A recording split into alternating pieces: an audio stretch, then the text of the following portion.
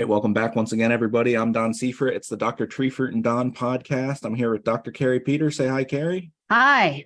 And Dr. Jim Shoup. Say hi, Jim. Hi. All right, so one of the reasons why we wanted to get together today and put out a podcast was Jim had some questions come in about foliar analysis and soil analysis. So Jim, since this is timely, we'll let you go first. Very, very timely, Don. The time is now for leaf analysis, and I'm going to take a minute here and try to convince our listeners that that's something that they want to be seriously considering. And the reason for that is that leaf analysis tells you if the mineral nutrient levels in your tree are adequate, or if you need to add fertilizer, and the time to do that is now.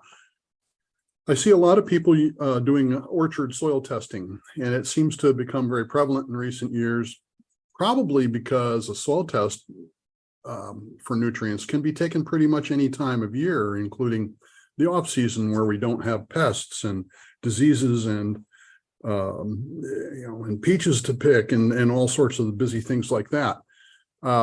Soil tests are really useful diagnostics, particularly when combined with a leaf test.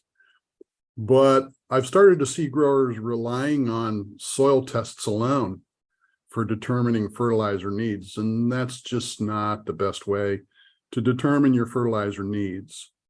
And let me explain why. The orchard is a big photosynthesis factory where solar energy is used to combine various inputs, things like carbon dioxide, water, and minerals, and they turn that into marketable fruit. And so you need adequate and balanced levels of mineral nutrients for both the manufacturing process and also for the ingredient list. At this time of year, plant expansion is pretty much over. You get the factory plant expansion pun there. I'm sorry. But the tree's pretty much done growing, and the fruit factory, therefore, is kind of operating at a steady state. Nutrient inputs are in place and being utilized in predictable ways, and that last phrase is the important part of why leaf analysis in midsummer is the best time to do that. And the leaf test is the best test because it shows you exactly what the trees are getting as opposed to what's in the soil. Bloom was early this year, and that means that the best time to take leaf samples is also a little bit early this year. And so any time in the next month would be ideal. But a month from now, you're going to be really super busy. So why not just get it on the schedule for mid-July? Basically you're taking a paper bag and labeling it. You're going to zigzag through the orchard. You're going to sample 50 or 60 shoot leaves of a single variety at the midpoint of the shoot. So a middle-aged leaf, 50 or 60 of them of a single variety, and sample healthy trees that are representative of the whole block. If you do want to evaluate some problem trees, sample those separately and get a second sample for that. But it's a really simple process. You get those 50 or 60 mid-shoot leaves of a single variety, and those can be sent to the Penn State Analytical Lab or to a private lab. And it doesn't really matter particularly which lab you use. It's just get this done between now and mid-August. For those of you that want to pick up more details, see page 18 on the tree fruit production guide. And that's my sermon for the day. Thank you. Awesome. Thanks, Jim. I just want to add my 2 cents from my personal experience is that sometimes I will get phone calls from people who have weird leaf symptoms. And it seems, and they think it's disease, but it's actually some nutrients are off. And so we do a soil analysis and a leaf analysis, and 9 times out of 10, it's usually the soil pH is really low. And that I think that's really important to know and understand the importance of soil pH and how can affect the nutrients that are the uptake of nutrients. Because then you see the leaf analysis confirms that as far as the certain nutrients that may be off, and it'll manifest in a certain way in the leaf. So I think it's, really important doing both, really getting a good understanding of what both is going on in the soil and the leaves, especially the leaves. So just to sort of reinforce what Jim is saying, make my life a little easier, because usually I get these frantic phone calls like, my trees look weird. I'm like, I think that's a nutrient problem. So yeah. I think with the current emphasis on fruit quality being a key to profitability in the orchard situation these days, you really need to be doing a leaf analysis every 1 to 3 years and doing a soil analysis every 3 to 5 years. If things are kind of in flux and things aren't great, then use the shorter end of that thing, sample leaves annually and sample soil every 3 years. If it's a situation where everything's cool, you could probably just go to every other year with a leaf sample and every 5 years with a soil sample. The reason for the timings is that the soils don't change that fast. And even when you amend with lime, it takes, what does it move, an inch a year or something like that? It's in a established orchard, it takes a little while to see the response to various soil treatments. But the leaf tells you what the tree is getting. And it very well could be that there's adequate nutrients in the soil, but they're not available because of the pH or something like that. So it's a good idea to do both. But I don't see a problem with people doing the soil analysis. What concerns me is that they're kind of using that, or trying to use that, as the sole method of diagnostics, and the leaf is so much better. So. And Jim, as far as when you plant a new orchard, at what point do you start your leaf analysis? Like, say I planted I planted trees this year. When do I start? Do I start this year, next year, 2 years from now? I would start next year. Newly planted trees come from the nursery. And, I think the simplest way to think about this is that nurseries get paid more for selling you big trees. And so they have them pretty juiced. They're growing trees and they're trying to make them big. And so that tree usually comes to us with kind of its own little kit of everything it needs to put on that first year of growth. But starting the second year, the summer of the second year would be an excellent time to start that leaf analysis. And the soil analysis, of course, would be done a year or two before you plant anything. And so you start off with a soil analysis, make sure that your pH is in at the high end of the desired range, and that there's no other cations, magnesium or potassium or what have you, that are out of whack. But for newly established orchard, I'd sample leaves the second year, and soil samples would be, 1 or 2 years before planting, and then a couple years after planting. Good to know. Awesome. Good advice. Thanks, Jim. Thank you. Dr. Peter? Okay. So right now, as far as diseases, I'm going to go in order as far as what should be on people's minds first. If you have sour cherries, you should have put on at least one post-harvest spray to control cherry leaf spot. With the rains that have popped up since the end of June, cherry leaf spot has all of a sudden popped up in my trees. And so I'm definitely very much seeing cherry leaf spot. So folks need to make sure they don't forget those post-harvest sprays. And the ideal number of post-harvest sprays is 2. And as far as the desired chemical, the best option really is chlorothalonil.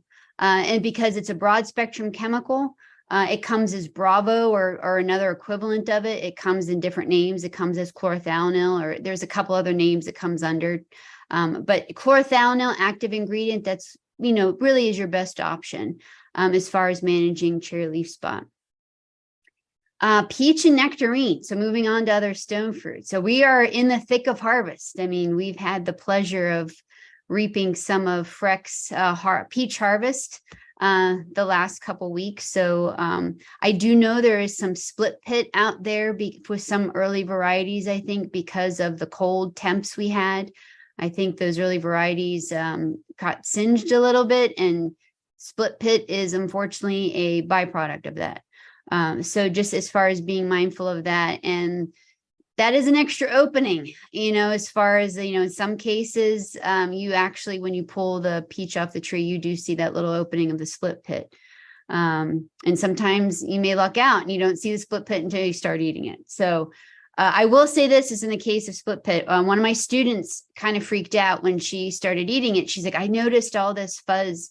Do I have to worry? I was like, well, don't eat the fuzz. I said, just, eat until, eat the good stuff, but don't worry about the fuzz. She's like, okay.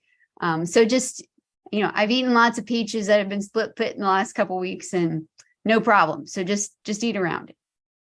As far as peaches that'll be coming, as far as ready to harvest soon, thinking about your pre-harvest brown rot management program, and also other rot management. I throw in other rots like anthracnose, rhizopus, which is strictly a post-harvest, and I'm going to touch on this again. If it is a dry year, and unfortunately in Pennsylvania, I can't really make a broad claim that it's been dry, because I think the eastern part of the state has seen more rain than the south central part of the state. And I think this upper central, the north central, has seen more rain than south central. So just as in wherever you are, the amount of rain that you've received. So say you are in South Central and unfortunately you live near South Mountain, and that has broken up the storms and we have not gotten the rain. So it's been pretty dry the last few weeks, and the rain showers have been sporadic. So during dry years, you can get away with a 14-day pre-harvest and then a 7-day pre-harvest spray. So what would you spray during this time? Basically a unique mode of action. So that could be Maravon, Fontellus, Flinextra, Lunaflex, Aprovia, Indar, Sevia. You've got lots of options. And then at the 7-day, you would change it again. You would use a different mode of action. So you can get away with basically just having 2 pre-harvest sprays right now.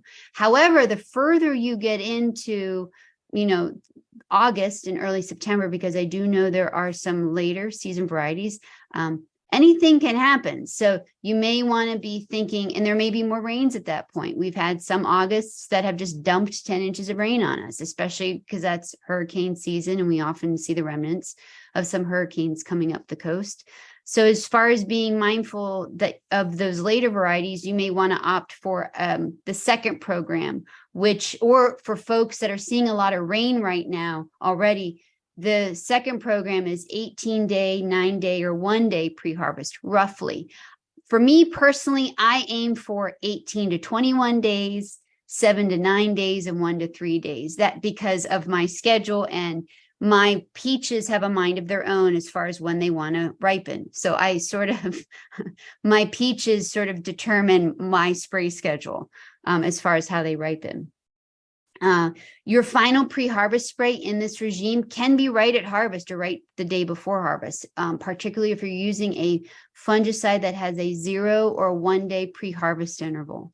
Now, as far as what to use during this, again, 3 spray timeframe, again, using different modes of actions. And okay, so then wrapping up this emphasis of different modes of actions, how do you know what's a different mode of action? Well, look on the label. Up in the upper right-hand corner, or somewhere in the upper corner of the label, there is a FRAC group code number. Each fungicide mode of action has a unique code. So FRAC 1 is a unique mode of action. That's Topsin. FRAC 3 is the DMIs. That's a unique mode of action. So that's Sevia and Indar. Inspire Super has a FRAC 3 in it. FRAC 9, that's Vanguard. Also, Inspire Super frac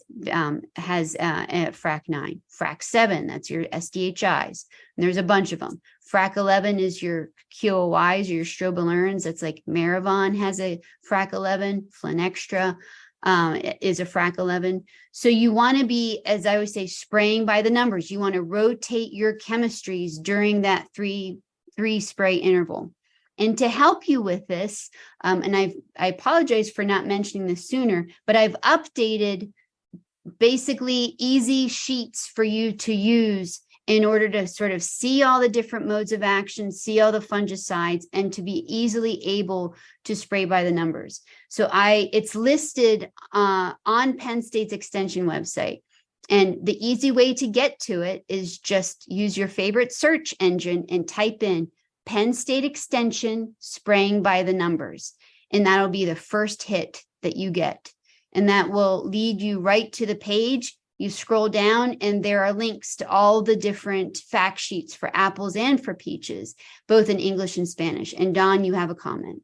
I'll also put that in the description for the. Hey, fantastic. So Don will already have that in there, so you don't have to remember what I just said, or you won't have to worry about rewinding the podcast.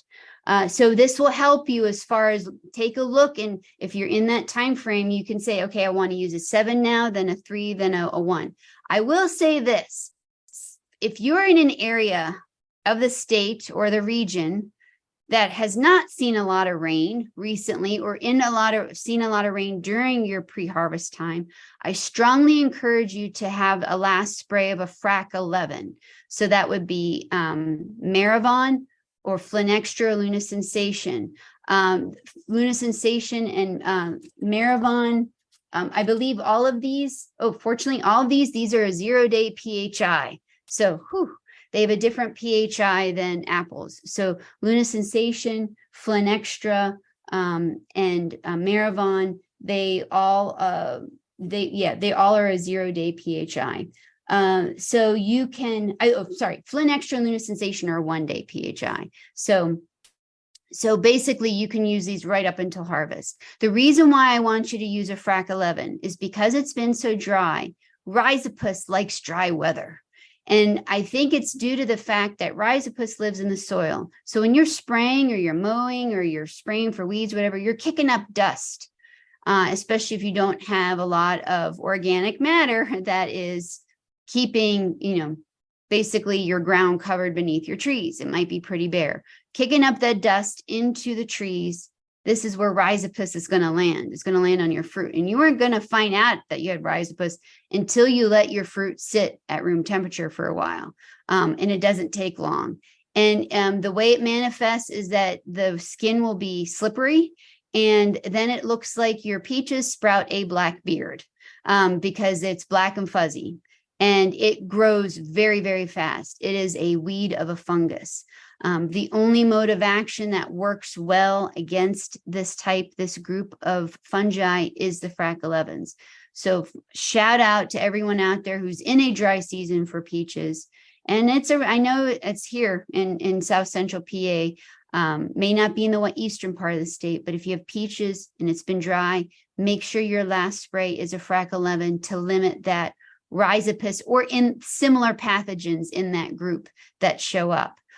So that is just a word of caution because it is one of those years. Brown rot might be very light this year, but I will tell you, where brown rot sort of drops off, these other pathogens come in and take over very easily.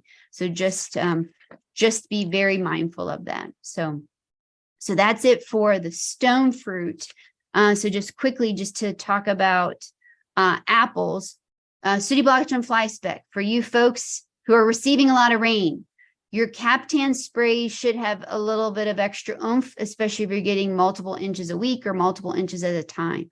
Something like Topsin. The reason why is that Captan is going to be getting washed off, especially if you have frequent rain events or really hard deluges. There is a limit to Captan stickiness. So just be thinking about adding something in to limit sooty blotch and fly speck. And this will become more important as the season progresses, especially into August and September, because sooty blotch and fly speck can that it can very much still be very happy to cause new infections, see new infections as late as September. So again, just be mindful of the amount of rainfall. Now, bitter rot, we are in prime bitter rot weather because it's hot. And if you're getting rain and you're getting at least 12 hours of your fruit being wet because of said rain, these are great conditions for bitter rot. So this time of year, hopefully folks who are receiving a lot of rain or frequent rain events or heavy rain events are being mindful of what they're having on their trees beforehand, before the rain. Again, your options are limited this time of year. So depending on where you are at the pre-harvest, you may be limited to just Flynn Extra, Luna Sensation, and Maravon. So Luna Sensation and Flynn Extra have a 14-day pre-harvest interval. So that's a little bit longer compared to the stone fruit, and Maravon 0-day. Now you may have something like Fuji, like a late Fuji. So Fuji still is going to be on the trees a bit for a while longer. So on those, you may want to be thinking about a Provia or Omega, because you still have a couple months of Fuji being the late Fuji varieties being on the trees. They have a 28 to 30-day pre-harvest interval. So those are an extra option. Captan, again, is a must. For the organic folks, Serenade, we've seen, kind of moderate control with Serenade, but if you're in an area where it's raining a lot, you're going to be struggling. You probably want to be spraying sulfur. In sulfur this time of year can be problematic because it can cause fruit finish issues when the temps are above 80 degrees, and it can burn the tissue, leaf tissue. But you really don't have a lot of awesome options to control rots right now. So if fruit finish isn't an issue, then sulfur is your choice. Serenade is another option. If you want a little extra oomph, you could add in Regalia to these concoctions. Regalia, it strengthens plant cell walls, and we've seen kind of a moderate increase in protection when we've used Regalia. So that is an option. Regalia by itself is very poor, so you don't want to use Regalia by itself. You'd be using it in addition to something else. Oso is also another option, another organic option. But again, it's just surface only, and you need to be applying it often. And again, moderate conditions. Anything heavy, anything extreme, you're going to be struggling. So just be again watching your conditions, because it's different across the state, across the region right now. And let's see. As far as I forgot to mention about alternatives for brown rot, I don't think I mentioned alternatives for brown. So we're going to jump back to peaches real quick. So sorry about that. This is what happens when you don't complete your notes and you're relying on past notes. Alternatives to brown rot for folks that are looking for organic products. If you aren't using the conventional, Serenade, double nickel. They are good options also, but also be mindful of the fact that they do wash off, and you are going to see limits to to problems like rhizopus. So rhizopus will overwhelm these products. So hopefully if you are farming organically, you're pushing your fruit out fast, and keep it cold. If you have access to coolers, and you have a cooler on your property, another way to slow down the rot process is keeping everything cold. Rots still, aren't 100% deterred by the cold, but they will be slowed down drastically. So that will buy you a lot of time. And that's across the board, whether you are doing organic or conventional, storing stuff in cold. And for any homeowner out there, you get your peaches, you put them in your refrigerator. And also is just another note, say for those folks who are seeing a lot of brown rot because they are getting a lot of rain. If you see brown rot, especially for the organic folks, and it wouldn't hurt for the conventional folks too, drop the fruit to the ground. You see diseased fruit in the tree, drop it to the ground. It will decay. The microbes will eat it up. It won't be a problem. Get the fruit out of the tree. And for the backyard homeowner, or for the smaller grower, or for organic growers, if you're able to wash that fruit after it's picked, that's also another way to get rid of the spores. Way too time intensive if you have a big operation, but if you have a small operation, washing the fruit and keeping it cold, that's usually what I tell. What I tell my family and friends. Like, you get fruit, wash it immediately, keep it in the fridge. That will help it last longer. So my 2 cents about alternative ways for brown rot control. Dawn, did you, as you were listening, anything to add or questions? No, those were the major ones. I had a long farm visit yesterday where a lot of those things that you were talking about came up, and I've had some interactions, some phone calls with folks over the past week or so where those were all things on their mind. So I think you pretty much covered everything I've talked about with folks over the last 10 days or so. And, I think I'll bring up the question that you fielded yesterday is, someone had asked who is farming organically, is there a risk mixing all of these different organic products together? Because you've got organic products, you got viruses and biologicals to control insects, and you've got biologicals that are controlling as far as controlling diseases too. And there's a risk, like, well, if you mix and match these, will they eat each other up? And that's actually a good question. And I don't see that happening. One, you are dealing with species specific or very specific microorganisms that are targeted to certain things. In the case of insects, for diseases, there's a lot of bacillus-based products. They are not going to cancel each other out. They're the same, basically in the same genus. There's just different varieties of them out there. So they aren't going to interfere. And I don't think the bacillus products are going to interfere with the insect biological products. And then finally, you've got plant extracts. Plant extracts aren't going to really interfere with the other products either. So I think you are safe to, if you are farming organically, you can mix these products safely and not have a problem. Yeah, I was really impressed by that question. I thought it was a really, really smart. Yeah, I don't think I've ever had that, but that's an excellent question. All right. Well, Jim, anything else to add before we jump off here? Or no, I said what I came to say, so I feel good. All right. Well, thank you both for coming on, and I'll get this done and get this out to folks. So hopefully they can take your advice, Jim, and take your advice, Kari, and the next 24 to 72 hours or so. Yeah. All right. And it is July 14th. So hopefully we're right in the middle of the month, like smack in the middle of the season. So. Yep. So, all right. Say goodbye, everybody. See you later. Goodbye, everybody. Goodbye.